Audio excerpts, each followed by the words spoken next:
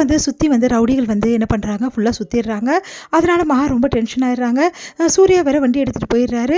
அடுத்து வந்து அவங்க சுற்றி சுற்றி கிண்டல் பண்ணுறத வந்து பார்த்துட்டு மகா வந்து இப்படி பண்ணிட்டாருன்னு சொல்லிட்டு டென்ஷன் ஆகுறாங்க. கரெக்டாக சூர்யா வந்து மறுபடியும் திரும்பி வராரு. வந்து அவங்கள வந்து பயங்கரமாக அடிச்சிடுறாரு. உடனே வந்து அவங்க கேட்குறாங்க, உங்களுக்கும் இவங்களுக்கும் என்ன சம்மந்தம்னு. அவள் கழுத்தில் நான் தாலி கட்டியிருக்கேன்டா, அப்போ புருஷன்னு சொல்லுங்கள், ஏன் இப்படிலாம் பேசுகிறீங்க, 2 பேரும் புருஷன் பொண்டாட்டி பிரச்சனைடா, நம்ம தலையிட வேண்டாம்னு சொல்லிட்டு அவங்க ஓடி போயிடுறாங்க.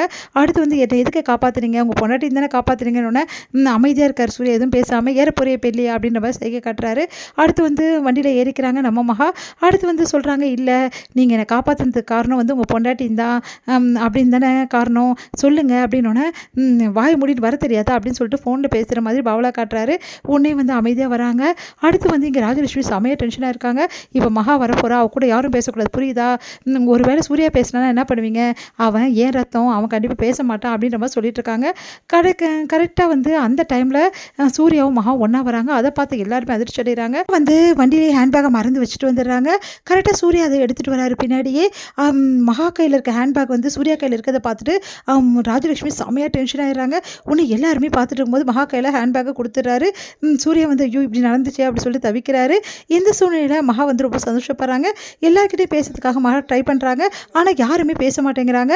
உடனே வந்து என்ன பண்ணுறாங்க, சித்ரா வந்து எல்லாத்தையும் பேசாத காரணம் உன் மாமியார் தான், இனிமேட்டு உங்ககிட்ட யாரும் பேச மாட்டேங்கிறாங்க, இது உனக்கு கொடுத்து தண்டனை அப்படின்ற மாதிரி சொல்கிறாங்க. அதை கேட்டு மகா அதிர்ச்சி அடைகிறாங்க. பேச வைக்கணுமே என்ன பண்ணலாம் அப்படின்னு சொல்லிட்டு யோசிக்கிறாங்க. உடனே வந்து சூர்யா வந்து அந்த ப்ராஜெக்ட் வந்து டிசைன் வந்து கரெக்ட் பண்ணுறதுக்காக பண்ணிகிட்ருக்காரு.